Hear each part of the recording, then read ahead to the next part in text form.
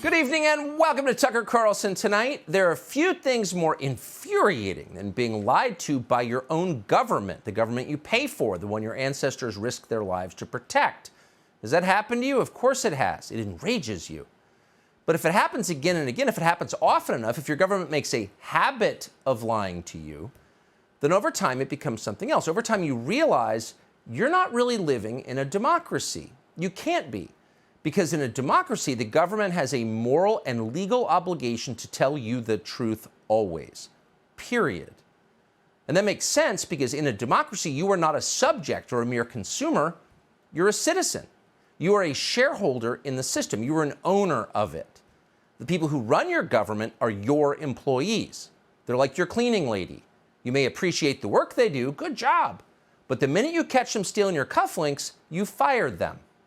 Those are the rules because it's your house, not theirs. But what if the rules were inverted? What if you caught an employee stealing, but instead of seeming ashamed and penitent, he whipped around and attacked you, like you were the criminal? Well, that is the experience of watching White House spokesman John Kirby talk about the destruction of the Nord Stream pipelines. Anyone who imagines, who thinks for a moment the Biden administration was in any way involved with that sabotage, directly or indirectly, is not simply wrong. No, anyone who imagines that is a bad person, a tool of Vladimir Putin. Watch. Did the U.S. or a proxy for the U.S. have anything to do with the explosion on the Nord Stream pipeline? The United States had nothing to do with it. That's just Russian propaganda and disinformation. Now, we know it was an act of sabotage, but there's an investigation going on right now. I don't think we're going to get into credentialing that in terms of who was responsible. We're going to let the investigators take a look at that, but clearly this was an act of sabotage. All right, so you can officially say that the U.S. was not involved in any way in this attack. That's right. That's correct. Not to belabor this, but for the people who look at this and say, why would Russia attack its own pipeline that creates leverage over Europe and perhaps the West, what do you say to them? Again, I can't speak to specific accountability for this act of sabotage. I can just assure you the United States had nothing to do with it. Of course, that's just Russian propaganda. So notice Brett Baer asked the question, did the U.S., did the Biden administration, or any of its proxies have anything to do with the sabotage? To which John Kirby says, we didn't do it, and then moves right to the point, which is anyone who says we did it is repeating Russian propaganda. That's what John Kirby said. It's disinformation from quislings, more loyal to Vladimir Putin than their own country. That's the kind of thing that only truly bad people say. Okay, if the White House says so, obviously we have no choice but to believe it. But you still have to wonder, not everyone does believe that. Why? Where might some Americans have gotten the notion that the Biden administration might have been involved, directly or through a proxy, in the destruction of the Nord Stream pipelines? Why would they think that? They certainly didn't watch it on Russia Today. RT has been pulled off the air. They didn't hear it from Putin or any of his ministers. You can barely find anything from the Russian government on Google. And of course, any book sympathetic to Putin has been banned on Amazon. In fact, every piece of information that reflects the modern Russian point of view has been censored in the United States because this is a free country fighting for democracy. You just can't read what you want or think what you want. So actually, if you think about it, if Americans are deluded about what happened to the Nord Stream pipeline, the delusion didn't come from Moscow because there's no way for Moscow to get us disinformation to the United States because the U.S. government has blocked it along with the tech companies. So where did that idea come from? Why might they think that? Well, maybe they learned it from Joe Biden himself. He's the president. Here's Biden this winter on American television pledging to destroy the Nord Stream pipelines if Russia does something he doesn't want them to do. Watch. If Russia invades, that means tanks or troops crossing the border of Ukraine again. Then there will be no longer a Nord Stream 2. We will bring an end to it.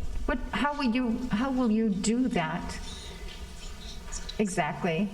Since the project and control of the project is within Germany's control. We will, I promise you, we'll be able to do it. So that's about as clear as it gets. Biden doesn't say we will shut it down. He will say there will be no Nord Stream pipeline. We will put an end to it. And the reporter says, but wait a second, it's not your pipeline. How will you be able to do that?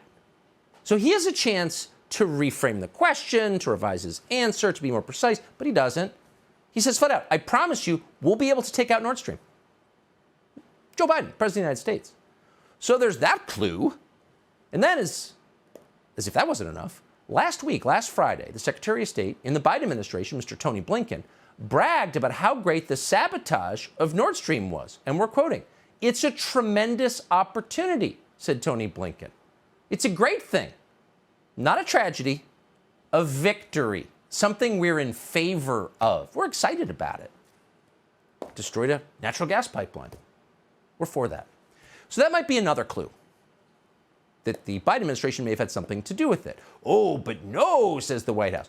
Despite the fact that we promised we would do it, and then we crowed about how great it was after it happened, we had nothing at all to do with it. Who did it? Well, Russia did it. They blew up their own pipeline, making their own country poorer and weaker in the middle of a major war, because that's how crazy, but also diabolically effective, the Russians are. Suicidal, yet brilliant. And if you don't buy that story uncritically, if you have any questions about how exactly that might work, you're a disloyal American. Shut up. Here's Chris Stewart, a Republican member of Congress from Utah, making the very same point. John Kirby with the National Security Council was on earlier, in no uncertain terms said the U.S. was not behind, and a proxy of the U.S. was not behind the explosion on the Nord Stream pipeline. From your perspective, both of you agree with that? Oh, absolutely. This is the last thing that we want to raise gas prices further in Europe. It's pretty obvious this is a Russian sabotage operation. And for the people, Congressman Stewart, that say, why would Russia do that on its own pipeline, what do you say? Well, then people who are suggesting the U.S., that is exactly what Vladimir Putin wants. It's just so great. I mean, it's perfectly bipartisan. Here you have a Republican from Utah, Chris Stewart, and a Democrat from Massachusetts, Seth Moulton, agreeing precisely. It's exactly what Vladimir Putin wants. He wants you to blame the Biden administration for something he did. That's the bipartisan view in Washington. What's interesting is they don't really know that. They have no evidence that that's true. Briefers from the intel agencies have, as of this afternoon, told members of Congress they have no idea who committed industrial terrorism against these pipelines. Now, that itself is a lie, of course. The CIA has no idea at all? Right. They have no idea. But as far as members of Congress, Chris Stewart and Seth Moulton know, there's no evidence either way. They have no facts. That is a fact. They have no facts. So again, as a factual matter, neither of those guys nor any member of Congress, no matter what committee they sit on, has any idea who did this. But if you suggest the obvious, Russia probably didn't do it, because why would they do it? It's against their own interest, no matter what dumb story you're trying to sell us. If you suggest that, if you apply common sense, you're evil. And then they go farther and say things that are like completely implausible. Seth Moulton, we're quoting, the last thing we want is to raise gas prices in Europe. Really, Seth Moulton? Is that true? Because isn't the Biden administration philosophically opposed to low gas prices? Aren't they opposed to all fossil fuels? Oh, right, they are. How do we know that? Is that Russian propaganda? No, because we can't read Russian propaganda because it's been banned in favor of our propaganda. We know that because Joe Biden himself has said so many times on television. Okay, so maybe there is a motive here. Maybe there's more than one motive. But don't ask, because, warn the media, asking obvious questions is forbidden. Watch. Fox News host Tucker Carlson irresponsibly claiming the United States was responsible for the leak. Other than Putin and Tucker Carlson, it seems pretty clear that everyone knows that Putin did this himself. And Tucker Carlson, this past week, actually once again directly repeated Russian propaganda, suggesting it was somehow the United States behind the attack on the Nord Stream pipeline. How real is that movement? Is it growing? It's Russian propaganda! How dare they? Really? Is it really? Probably, just thought experiment here, a lot of Americans who don't feel any allegiance whatsoever to Russia don't like Putin. Why would you if you're an American?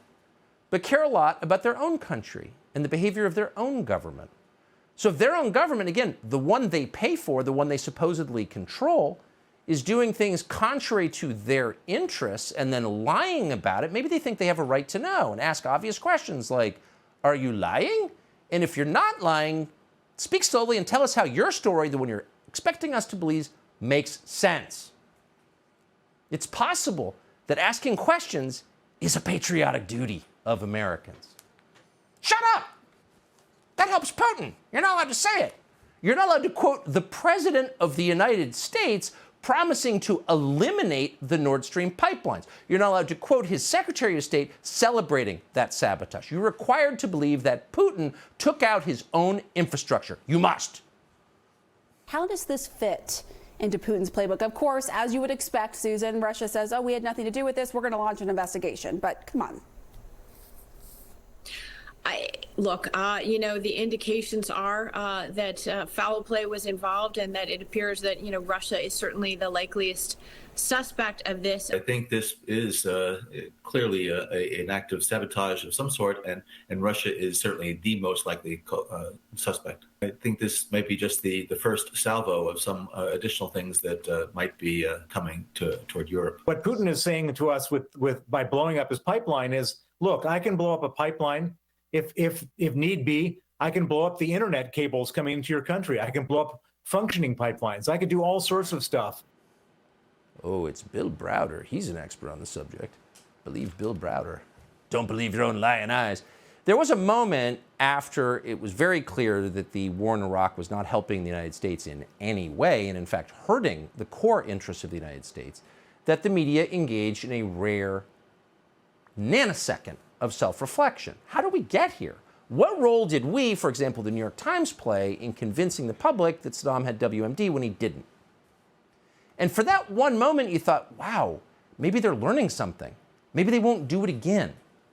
But it turns out the opposite happened. Now they're just completely doubling down on what's very obviously a lie and attacking anyone who asks to hear it explained rationally. And it's not just the media, by the way. DC think tanks, whose purpose is long in doubt. Like, what's the point of a DC think tank? Oh, to run interference for the ruling class, to bolster the regime, to be the Praetorian Guard. The Brookings Institution filled that role for many years. They just produced this analysis, quote, U.S. podcasters spread Kremlin narratives on Nord Stream sabotage.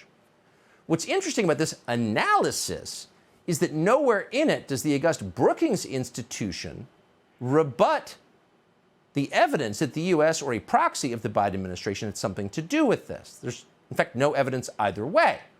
Instead, they just attack anybody who asks questions. Quote, the theories pushed by these podcast hosts align with Kremlin messaging. Oh, align with Kremlin messaging. They used to be called guilt by association. Vladimir Putin likes dogs. What, you like dogs? What are you, a Russian sympathizer? Right, okay. It aligns with Russian propaganda. So the point is, it doesn't matter whether or not it's true. It aligns with Kremlin messaging. Therefore, you must be censored. But not everybody got the memo. There are, tucked away in the deep recesses of American society, a few honest liberals still left. Maybe they've been, I don't know, in St. Bart's for the last 3 years and didn't realize that you can no longer exercise free speech in this country. One of them is a professor at Columbia called Jeffrey Sachs. So he went on Bloomberg the other day and was asked about the Nord Stream pipelines, and he decided to respond rationally. And he said, well, actually, there's quite a bit of evidence that the Biden administration was involved. But rather than follow up, the anchor, realizing that forbidden topics were being broached, we're not allowed to talk about this, just shut down the segment. But not before Jeffrey Sachs said this. The destruction of the Nord Stream pipeline, which I would bet was a U.S. action, perhaps U.S. and Poland. This is right, Jeff, we got to stop there. That's quite a statement as well. Why do you feel Absolutely. that was a U.S. action? What evidence do you have of that? Well, first of all, there's direct radar evidence that U.S. helicopters, military helicopters that are normally based in Gdansk, were circling over this area. We also had the threats from the United States earlier in this year that one way or another, we are going to end Nord Stream. You're not allowed to say these things in the West, but the fact of the matter is, all over the world, when I talk to people, they think the U.S. did it.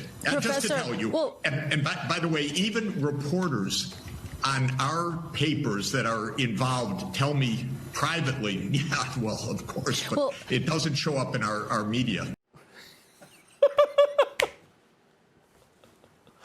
The anchor's clearly getting instruction from the Chrome. Stop him! Stop him! What evidence do you have? Well, there's radar evidence. What? Be quiet! Shut up!